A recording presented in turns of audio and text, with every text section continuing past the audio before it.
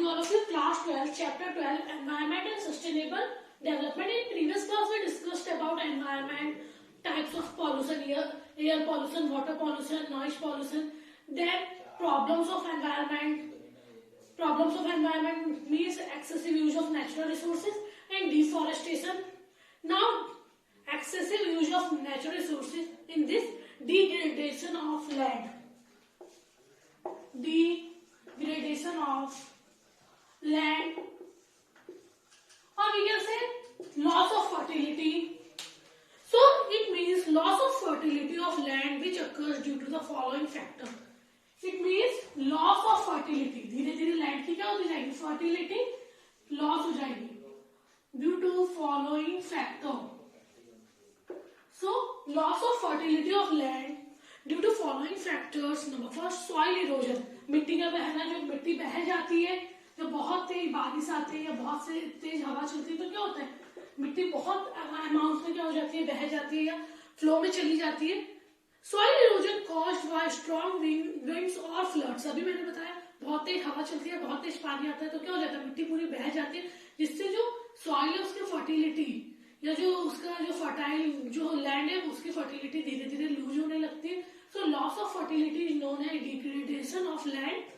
So soil erosion means it is caused by strong winds or floods.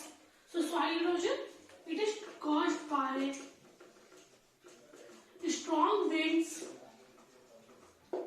and floods. या तो बहुत तेज हवा से मिट्टी बहती है या फिर आप बोल सकते हैं बहुत तेज पानी आता है तो भी क्या होता है, फ्लड्स आते हैं, बाढ़ आते हैं तो भी जो लैंड की फर्टिलिटी है, लैंड के ऊपर का जो हिस्सा है वो पूरा बह जाता है, उसी से पूरी फर्टिलिटी लूज हो जाती है. We are referring to the loss of upper layer of the soil which contains major nutrients. और हम किसकी बात कर रहे हैं, अपर लेयर ऑफ सॉइल, जो मिट्टी के ऊपर सबसे अपर लेयर होती है जिसमें मेजर न्यूट्रिएंट्स होते हैं like nitrogen, phosphorus and potassium for growth of the plant. तो ये सारी की सारी चीजें क्या हो जाती है, बह जाती है.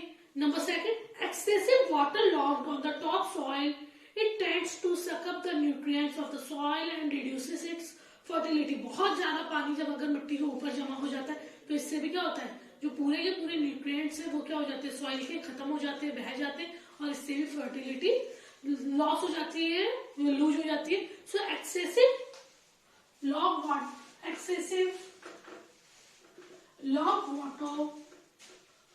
on the top of soil is also responsible for loss of fertility.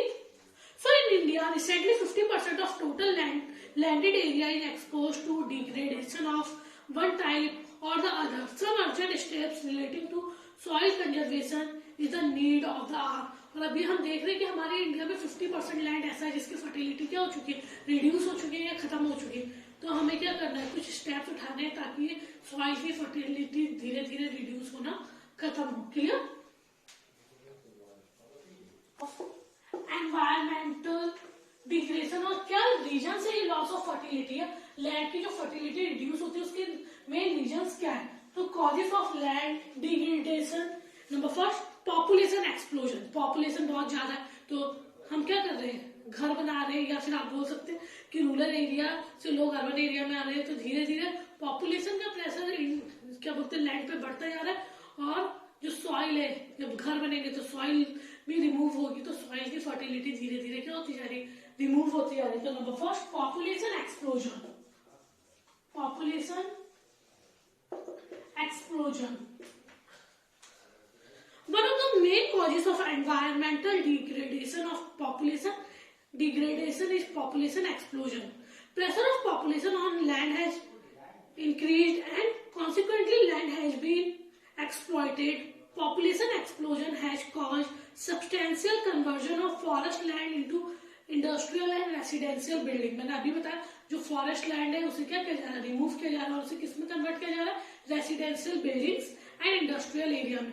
तो भाई जितनी ज्यादा पॉपुलेशन होगी उतनी ज्यादा लोगों को रहने के लिए घर चाहिए, जितना ज्यादा लोगों को घर चाहिए उतना ज्यादा क्या होगा, फॉरेस्ट को या जो लैंड है उसे क्लियर किया जाएगा और उसे वहां पे इंडस्ट्रीज बना जाएंगी या आप बोल सकते हैं रेसिडेंशियल एरियाज बना जाएंगे.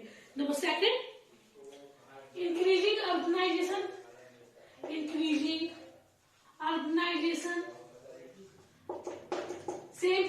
increasing urbanization. Increasing urbanization means people migrate from rural area to urban area. तो भैया जब people migrate from rural area to urban area तो धीरे धीरे urbanization बढ़ेगा, लोग शहरों की तरफ आएंगे. So increasing urbanization has caused pressure on housing and other civic amenities. लोगों को घर चाहिए, फर्नीचर चाहिए, तो उसके लिए भी क्या हो रहा है, पेड़ पौधों की जरूरत हो रही है और लैंड को क्या किया जा रहा है, क्लियर किया जा रहा है.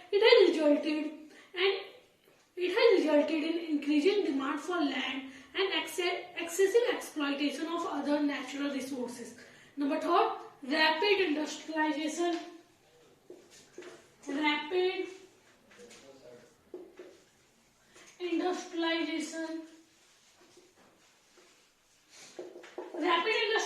means increasing of industries and huge amount of industry. Rapid industrialization has also contributed to air, water and noise pollution. जितनी इंडस्ट्रीज होंगी उतना एयर पॉल्यूशन होगा, वाटर पॉल्यूशन होगा एंड नॉइज पॉल्यूशन होगा.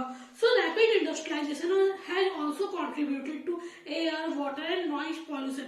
इंडस्ट्रियल स्मोक, जो इंडस्ट्री से निकलने वाला धुआं होता है, इज अ सीरियस पॉल्यूटेंट. वो आप बोल सकते हैं जिससे ऑक्सीजन क्या होता जा रहा है, खराब होता जा रहा है. हमारा जो एनवायरमेंट है, तो पॉल्यूशन आप लोग दिल्ली वगैरह में देखते हैं, लोग मास्क में, अभी तो कोरोना है पर लोग फिर भी मास्क में ही रहते, क्यों, यहाँ इतना ज्यादा पॉल्यूशन का लेवल बहुत ज्यादा हाई है. दिल्ली, मुंबई, जो जितनी भी मेट्रोपॉलिटन सिटीज है उसमें. So rapid industrialization has also contributed to air, water and noise pollution. Industrial smoke is a serious pollutant. Number 4, transport vehicles.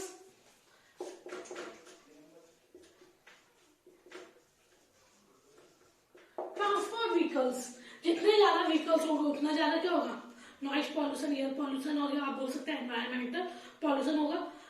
Multiplicity of transport vehicles has substantially increased noise and air pollution. Number 6, wide spread poverty.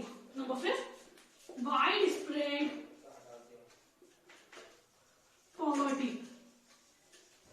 Widespread poverty. A large section of Indian population is absolutely poor. हमारे India में ज्यादातर जो population है वो कैसे absolutely poor. These people cut trees for fuel, food which they sell to earn their livelihood. और ये लोगों के पास जब काम नहीं है तो ये लोग क्या करते हैं, जंगलों में जाते हैं, लकड़ियां काटते और उन्हें बेचकर क्या करते हैं, अपना लाइवलीहुड, अपना जीवन चलाते. This causes a massive erosion of national capital. और ये क्या करता है, जो हमारा नेचुरल कैपिटल है उसका एक तरह से उसे खत्म करता जा रहा है, क्योंकि फॉरेस्ट को बहुत ज्यादा काटा जा रहा है. और ये लकड़ियों को जब जो पुअर पीपल है, जो एब्सोल्युटली पुअर लोग हैं, जो सेल करते हैं, तो क्या हो रहा है, इससे हमारा डिफॉरेस्टेशन हो रहा है. लार्ज अमाउंट में ट्रीज को क्या किया जा रहा है, कट किया जा रहा है. Clear.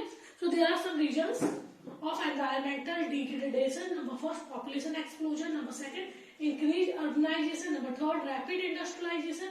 Number 4, transport vehicles. And number 5, widespread poverty. Clear? Now, state of environment in India. India is the habitat of nearly 17% of world population. India में वर्ल्ड की 17% पॉपुलेशन रहती है. पता होगा, India is the second largest populated country in the world. So India is the habitat of nearly 17% of world's population, occupying just 2.5% of world's geographical area. 17% population area पर 100% में हमारा रहने का एरिया कितना है, सिर्फ 2.5%. मतलब 100% में से 17% पॉपुलेशन है, तो हिसाब से तो 17% लैंड होना चाहिए, पर हमारे पास कितना है, 2.5% लैंड है सिर्फ या geographical area. This along with the fact that 21.8% of country's population is below poverty line.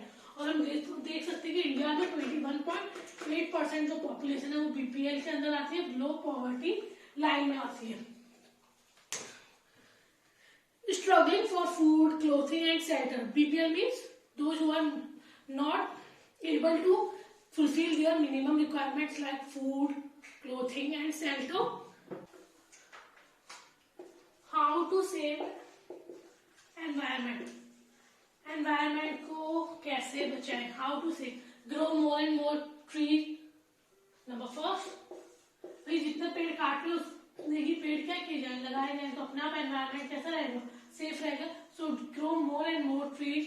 Number 2, social awareness, लोगों को बताया जाए, जितना ज्यादा आप पेड़ वगैरह काटेंगे या जितना ज्यादा लैंड की फर्टिलिटी को रिड्यूस करेंगे उतना ज्यादा आपको नुकसान है. या फिर आप बोल सकते हैं कि उतना ज्यादा क्या होगा, हमारे एनवायरमेंट में O2 कम होता जाएगा, CO2 बढ़ता जाएगा, इससे हमारी ही लाइफ को स्ट्रगल करना पड़ेगा। तो लोगों को अवेयर किया जाए। Number second, social awareness. Number third population control. भाई अगर आपको एनवायरमेंट सेव करना है तो पॉपुलेशन को कंट्रोल करना होगा। पॉपुलेशन कम होगी तो उतना ही ज्यादा पेड़ पौधे कम कटेंगे, लोगों के रहने का एरिया कम रहेगा, तो पॉपुलेशन का कंट्रोल होना कंपल्सरी है। Then environmental conservation act. Number 4, enforcement of environmental conservation act. लोगों को environmental enforcement of environmental conservation act. The environment act was passed in 1986 in India. Its objective and the main objective is to check the quality of environment. This legislative measure should be strictly enforced and grow more and more trees. Afforestation campaign, water management, river water should be kept clean and provision be made to supply clean drinking water to the rural people. तो water management, पानी साफ दिया जाए क्योंकि water pollution बहुत ज्यादा हो रहा है। रिवर वाटर को क्या किया जाए, क्लीन रखा जाए और रूरल एरिया में साफ पानी की सप्लाई की जाए, तो water management. Number 5, improvement in housing and sanitation facilities. Housing should be neat and clean, slum should be replaced by Airy and well lighted dwelling house. जो झुग्गी झोपड़ी उन्हें रिप्लेस करके उनकी जगह अच्छे घर बनाए जाए जिसमें गंदगी वगैरह ना हो। Let us not offer others the opportunity of calling us slum dogs. हम लोगों को क्या कहा जाता है, आप लोगों ने मूवी भी देखी होगी स्लम डॉग मिलेनियर। झुग्गी झोपड़ी में जो रहने वाले या जो गांव में रहने वाले जो डॉग्स होते हैं उनसे हमें क्या किया गया है, इंडिकेट किया गया है। तो हमें ऐसा कोई ना कहे, इसलिए जरूरी है कि जो रेसिडेंशियल हाउसिंग फैसिलिटीज है वो भी क्या की जाए, क्लियर की जाए। क्लियर।